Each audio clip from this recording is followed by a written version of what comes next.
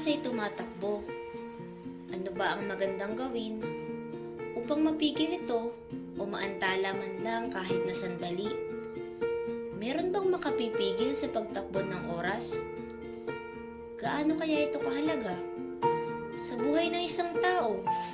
Sabi nila, ang oras daw ay ginto na hindi nararapat na aksayahin lamang sa mga walang kakwenta-kwentang bagay. Bagkus ay dapat na gamitin sa mga makabuluhan at kapaki-pakinabang na gawain. Sabi naman ng iba, ang oras ay ang tagal o ang haba na maaaring itigil o isagawa ng isang tao. Ang oras din daw ang siyang nagsisilbing gabay sa isang tao upang matugunan ng iba't ibang uri ng responsibilidad at obligasyon na dapat niyang harapin at balikatin. Ang bawat tao o anumang bagay na nilikha ay may taning na oras. Kailan ba darating at kailan magwawakas? Ang bawat segundo ay mahalaga, kaya't gamitin natin ang ating oras at panahon ng wasto. Ituon natin ang ating atensyon sa mga tao o mga bagay na mahalaga sa atin. Dahil kapag dumating na ang takdang oras, saka pa lang natin mababatid ang mga sinayang nating pagkakataon at panahon.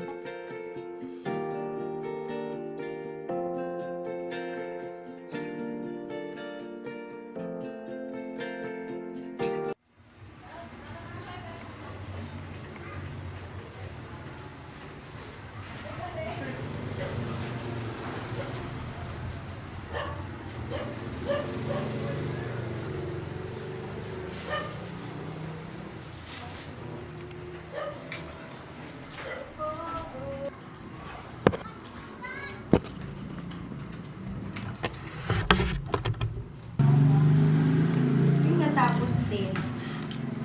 Ala, bukas na pala to. Debo pa naman yun. Wala pa akong masusuot. Ano ako makakahanap na? Tik na nga muna to.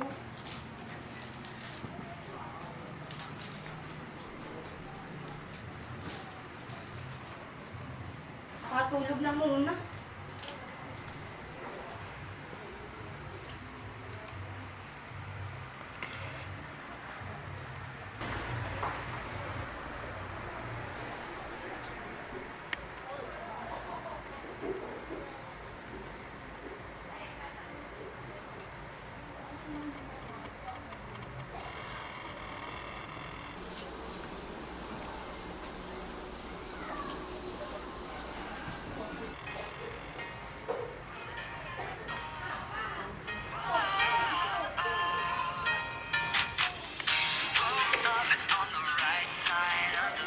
Ano ba ito?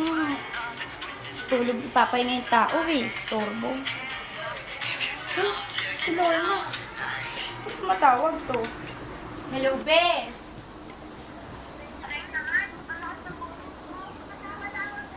Wey, Gara, nakalimutan mo na ba? Di ba ko na bukas? O siya, formal ang team ng dibo ko bukas. At syempre, dapat formal din ang susuot mo. Ready na ba yung susuot mo?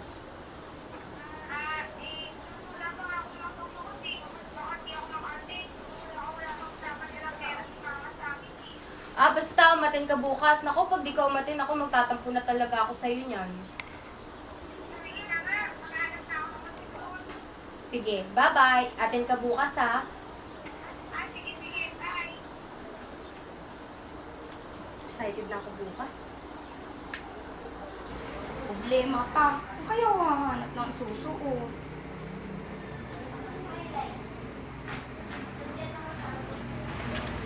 Makapamili na nga ng damit.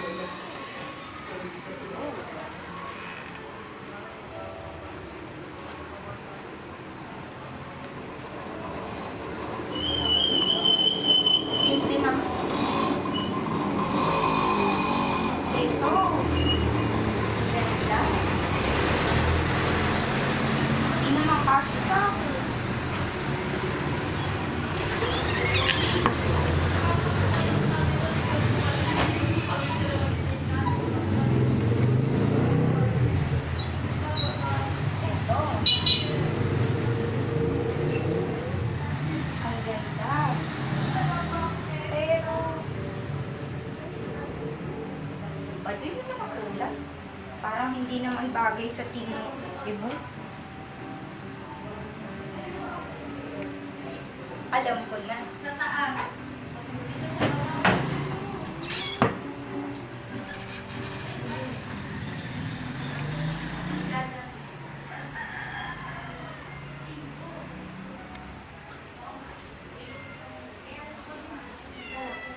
Lola Lina!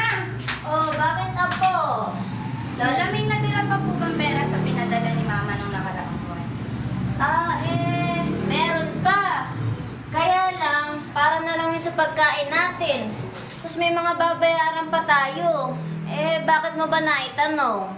Birthday po kasi bukas ng best friend ko, si Lorna. Debo niya po yun eh. Kaya lang po, wala pa po akong susuoting dress eh. Lola, pwede niyo po ba akong ibili ng dress? Apo, gustuhin lang kitang ibili ng dress Mukhang wala pang balak yung mama mo magpadala ng pera. Lagi namang ganun eh. Minsan lang ako humingi ng pabor. Apo, kung may magagawa lang ako, bakit hindi? Minsan na nga lang, di pa mapagbigyan.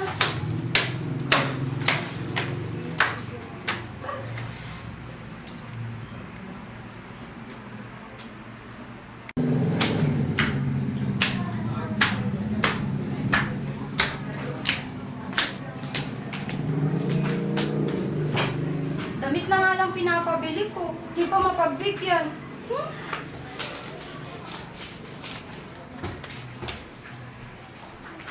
Ay, apo, pasensya ka na. Hayaan mo, gagawa ko ng paraan. Bibili na kita ng damit na gusto mo. Talaga, Lola?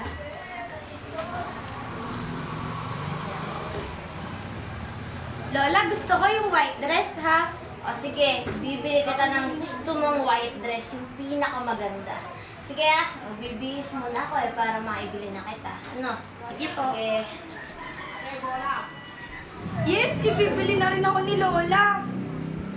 Aligpit na nga yung mga damit ko.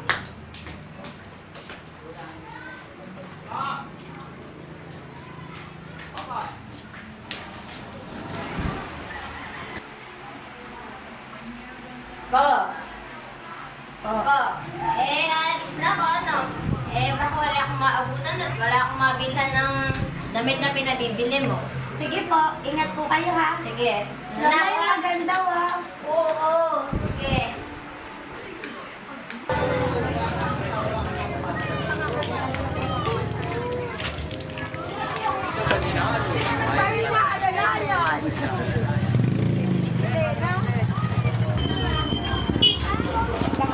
Ate ko yun nga ang damit na nabili ko. Ganda ng gamit na nabili ko.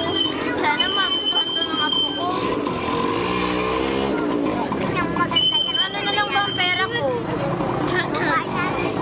Sakto pa masahe to ah. Magpanakaw! Ay! Sakto masahe.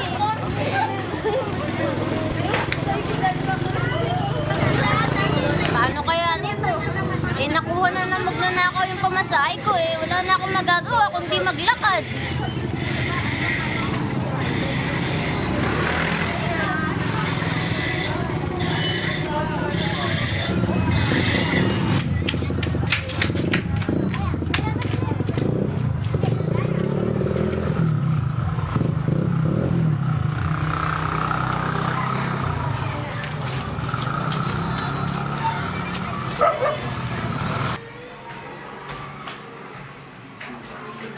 Tagal naman ni Lola.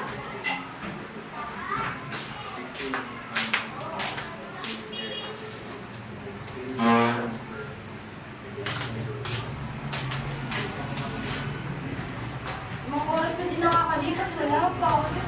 Ano nangyari doon?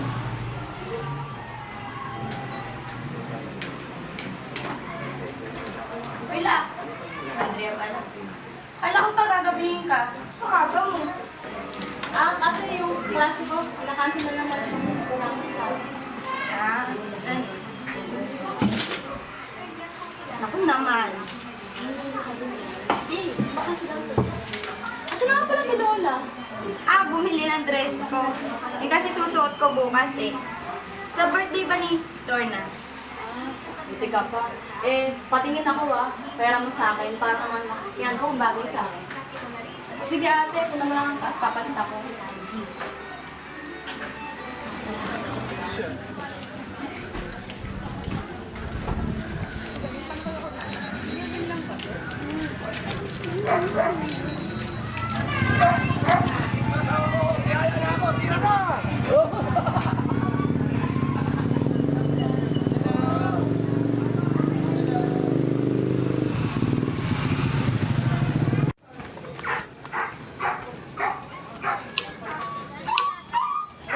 Ay, salamat. Malapit na ako sa bahay. Dapat kanina pa ako nandito eh. Kung wala lang magnanakaw. 20 na nga lang ininakaw pa.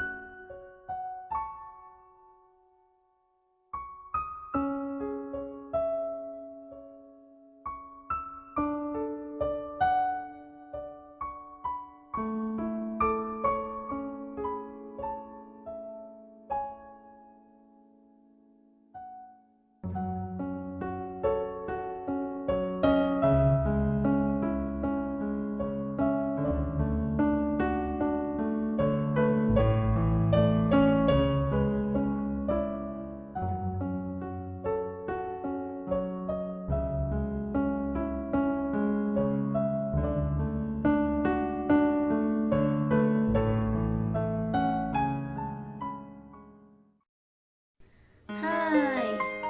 Napakaraming oras at panahon ang naaaksaya natin. Marahil, ginugugol natin ito sa mga bagay na wala namang kabuluhan. Minsan naman ay nagmamadali tayo dahil baka maubusan naman tayo ng oras. Bakit nga ba mahalaga ang oras at panahon? Sa lahat ng mga napagdaanan ko sa buhay, isa sa natutunan ko ay huwag mag-aksaya ng oras dahil hindi natin masasabi kung kailan nga ba natin ito dapat gamitin sa tamang paraan. Madalas, nag-aaksaya tayo ng panahon sa kakapantasya ng mga bagay na wala naman sa atin o sa paghihintay sa hindi naman dumarating. Kung matututo kaya tayong bigyang halaga yung mga bagay na meron tayo at bigyan ng importansya yung mga tao sa paligid natin, may pagsisisihan pa kaya tayo? Minsan kasi dumarating sa buhay natin yung napapabayaan na natin yung mga taong mahalaga sa atin at binabaliwala natin. Sa paniniwalang marami pang panahon at hindi naman tayo mauubusan ng oras para iparamdam natin sa kanila na importante sila. Mas inuuna nating bigyan ng importansya yung mga material na bagay dito sa mundo. Sa pag-aakalang mapapasaya tayo nito at magtatagal ito habang buhay. Laging tandaan na ang tanging permanente dito sa mundo ay pagbabago. Dapat na nating baguhin ang paniniwalang marami pang oras dahil sa totoo, ang buhay maikli lang. Marahil hindi natin napapansin pero mabilis lumipas ang panahon. Parang kahapon lang kasama natin ang mga mahal natin sa buhay pero sa isang iglap ay nawawala na lang sila sa hindi natin inaasahang pagkakataon. Napakaraming pagsubok ng buhay, mga problema, mga biglaang sakuna. Kapag nangyari yon, huwag ka muna mangamba. Kalmahin mo ang sarili mo, magdasal para lumambot ang puso mo. At kung sa palagay mo, hindi mo na kaya dahil sa tingin mo, lahat ay nagawa mo na, baka may nakakalimutan ka. Tawagan mo siya. Kahit kailan hindi siya cannot be reached. Lagi mong iisipin na kaya mo. Palakasin mo ang isipan mo at pananampalataya sa Diyos. Para sa ganon, araw-araw kang may gana at determinado patungo sa pinapangarap mo at hindi ka makakaramdam ng matinding panghihina ng loob dahil alam mo, lagi na siyang nandyan, gumagabay sa iyo. Lahat ng bagay ay pagpasalamat natin lamang sa Kanya. Sa Diyos na walang sawang nagbibigay ng guidance at pag-asa sa atin. At lagi mong tatandaan, irespeto mo ang mga bata, gaya ng pagrespeto mo sa matanda. Mahalin mo ang kaibigan mo, alagaan mo ang pamilya mo, maniwala ka sa sarili mo, at higit sa lahat, bumagsak ka man sa buhay, maniwala ka pa din sa Diyos.